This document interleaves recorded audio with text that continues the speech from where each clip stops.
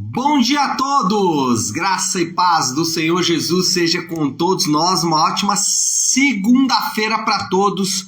Hoje é dia 9 de maio de 2022. Seja muito bem-vindo ao nosso devocional de hoje. E nesta manhã de segunda-feira, aliás, nesta segunda-feira e nesta semana, iniciamos então a leitura de um novo livro. Dessa vez nós vamos com Josué. Vamos dar sequência, né? Já que estávamos falando ali do Pentateuco, agora a gente vai começar então a narrativa da história. Até agora a gente falou bastante sobre a lei de Deus, agora a gente vai começar a narrar a história do povo de Deus, começar a narrar com a história da ocupação da terra. E o tema do devocional de hoje será os escolhidos. Deixe-me ler com vocês um texto que está aqui em Josué, no capítulo 2, versículo 14.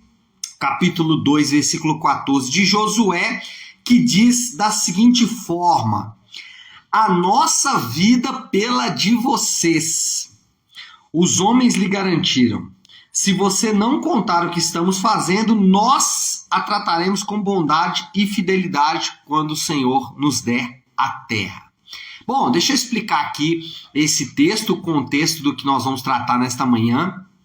A ocupação da terra, então, vai começar então pelo leste, né? O exército de Israel vai atravessar o Jordão, vindo do leste em direção ao oeste, vindo ali da região de Moab para dentro da terra, e eles vão então entrar através da cidade de Jericó. Moisés, nós sabemos, já está morto. Um novo líder agora vai precisar ser destacado, e esse novo líder é Josué. Josué foi o discípulo de Moisés em boa parte, quase que a totalidade do tempo em que Moisés esteve à frente da liderança do povo. Josué foi o seu líder trainee, mas agora a coisa realmente vai ficar por conta de Josué. Josué vai conduzir esse grande exército na ocupação da terra. A primeira grande batalha é na cidade de Jericó, como eu disse, é a primeira cidade ali logo depois do Jordão, e aí nós vamos ter ali, já nessa primeira cidade, algo interessante acontecendo.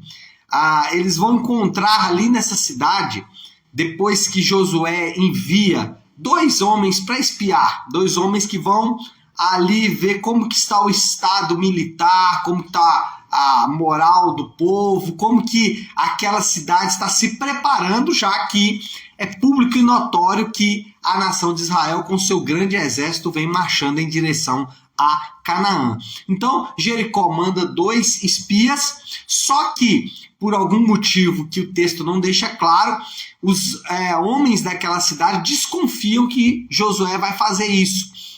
E eles começam, então, a procurar por esses espiões aí de Israel que estavam na cidade de Jericó.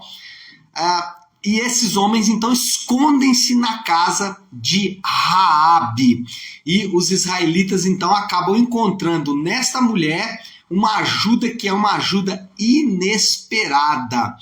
Por quê? Porque Raabe é uma prostituta. É isso mesmo. Raabe, uma prostituta, acabou ajudando o povo de Deus, acabou ajudando o exército de Israel a fugir, ou o exército não, né? Aqueles dois espiões ali enviados por Josué, acabou ajudando esses dois espiões a escapar com vida do cerco que os homens ali da cidade de Jericó acabaram fazendo contra eles. Bom, quem era Raabe? Vamos falar um pouquinho dessa mulher. Ela era uma pessoa marcada pela sua geração.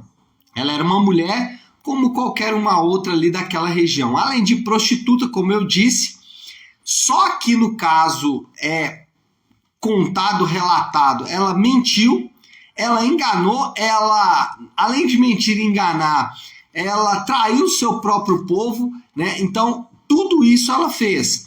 E aí, quando a gente olha isso, a gente fala, peraí, mas como assim Deus usou, ou Deus pode ter usado as coisas que Raabe fez ali para abençoar o povo? Bom, é óbvio que Deus poderia usar e ele usaria qualquer outra alternativa para livrar e ele não precisava usar Raabe. Na verdade, a pergunta que a gente tem que fazer é por que Raabe fez o que fez? E quando a gente olha para Raabe mentindo, enganando, quando a gente olha para Raabe fazendo o que fez, ela não é diferente de cada um de nós. Nós também, quando fomos encontrados por Deus, nós também estávamos completamente perdidos, assim como a prostituta Raabe estava ali perdida, mentindo, enganando, traindo.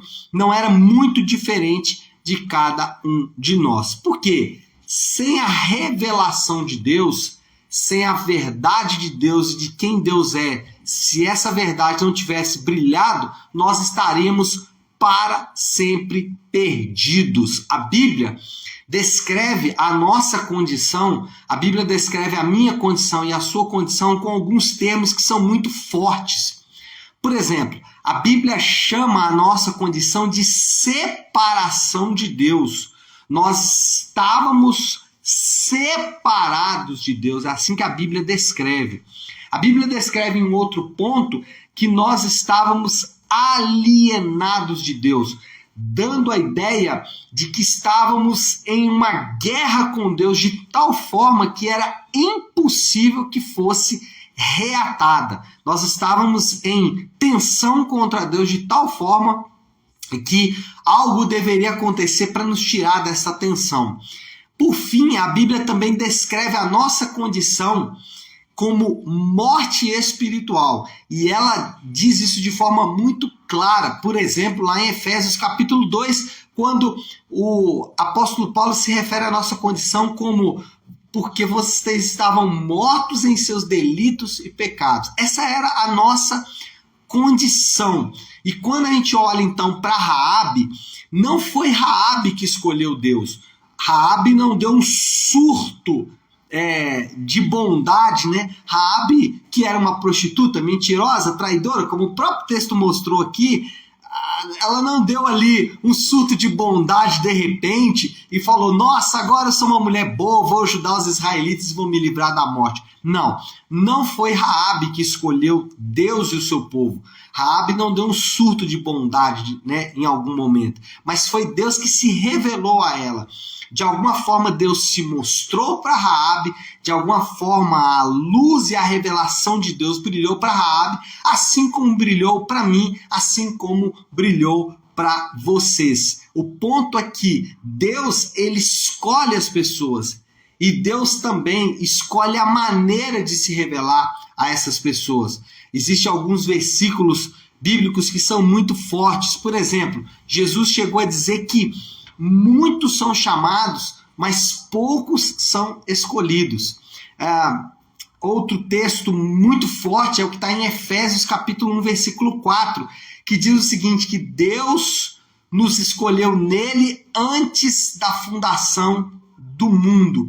O ponto aqui que tem que ficar muito claro para cada um de nós é que Deus, ele escolhe pessoas e ele faz isso de acordo com a sua bondade, com o seu amor e com a sua misericórdia, e ele faz isso para a sua própria glória.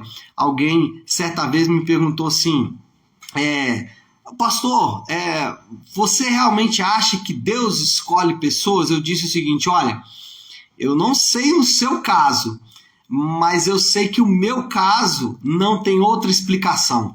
A única explicação para o meu caso é que Deus me escolheu antes da fundação do mundo. Não há outra explicação.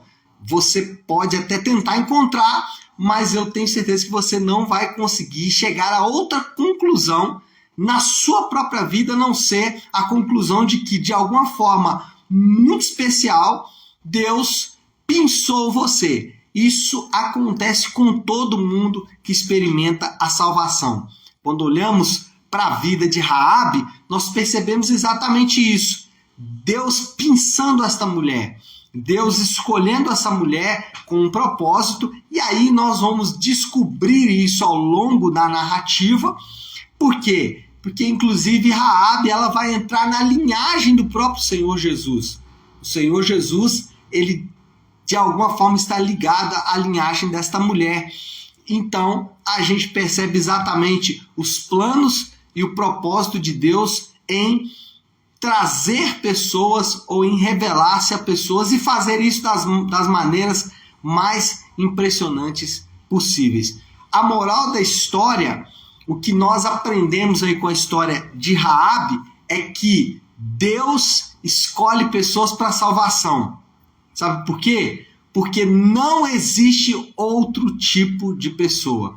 Deus escolhe pessoas, Deus escolhe pecadores para salvação, até porque não existe outro tipo de pessoas. A nossa condição era tal, a nossa alienação e separação de Deus era tal, que somente através de uma ação voluntária de Deus, uma ação unilateral de Deus, que poderia nos tirar da condição que a Bíblia nos descreve. Como eu disse, a Bíblia chega a descrever a nossa condição como morte espiritual. Então, só uma ação soberana e sobrenatural de Deus para nos tirar da condição em que estávamos. Assim como Raabe, presos aos pecados, presos à nossa vida, e Deus vem então e brilha, e através do seu chamado, nós somos então tirados desta condição. Bom, qual é então o desafio, a aplicação final que a gente pode fazer desse texto? Como nós podemos aplicá-lo ao nosso dia a dia?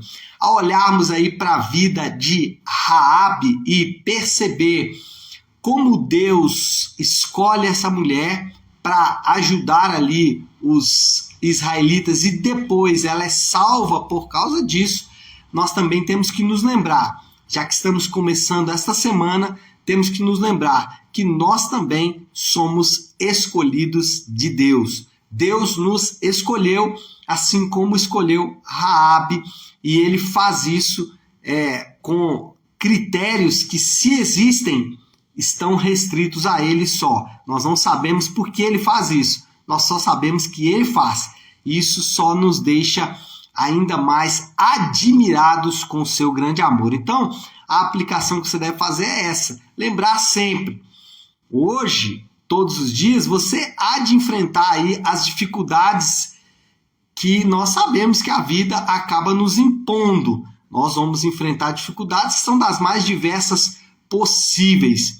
O que nós nunca devemos nos esquecer é que, de forma maravilhosa, de forma absolutamente amorosa, Deus então nos salva e nos livra dessa alienação e dessa separação que estávamos. Então, isso deve ser o que marca a nossa vida. Olhe para o que Deus fez na vida de Raabe, como ele escolheu e salvou essa mulher, e aí nós podemos nos identificar muito e perceber e nos lembrar, e isso encheu o nosso coração de alegria, de como Deus também nos escolheu e nos salvou de maneira preciosa e maravilhosa. Tá certo, meu povo? Bom, então é isso. Nós vamos encerrando por aqui. Eu queria que a gente tirasse aí alguns instantes de oração, e como eu gosto de fazer toda segunda-feira, né, iniciando a semana, eu gosto de iniciar a semana orando a oração que o Senhor nos ensinou, orando a oração do Pai Nosso. Então, se você puder aí, pare um instante aquilo que você está fazendo e vamos juntos buscar a Deus em oração, orando a oração que Ele nos ensinou, a oração do Pai Nosso. Pai nosso que estás nos céus, santificado seja o teu nome. Venha o teu reino, seja feita a tua vontade, assim na terra como no céu. Dá-nos hoje o nosso pão de cada dia. Perdoa as nossas dívidas, assim como perdoamos aos nossos devedores. E não nos deixes cair em tentação, mas livra-nos do mal, porque teu é o reino, o poder e a glória para sempre. Amém, amém e amém. Amém, meu povo? Bom, então é isso. Como eu disse, vamos ficando por aqui. Quero deixar um recado aqui importante, um último recado. Hoje, segunda-feira, é dia de talk na Igreja Nave. Hoje é encontro de casais. Então, se você é casado... Aliás, se você é casado não, né? Se você é casado, se você quer casar, se você deseja encontrar alguém, mas se você também é casado, quer receber uma palavra aí para o seu casamento, hoje, às 20 horas, na nossa Igreja Nave, nós temos um encontro de casais. no nosso Nave Talk. Então, às 20 horas eu te espero para nós conversarmos aí um pouco sobre casamento e, obviamente, como toda segunda-feira, também um momento bom de comunhão, onde a gente come junto e vamos resenhar bastante aí sobre casamento, tá certo? Hoje, às 20 horas, eu te espero na nossa Igreja Nave, tá bom? Deus te abençoe, segunda-feira abençoada para todos, semana abençoada, fiquem com Deus.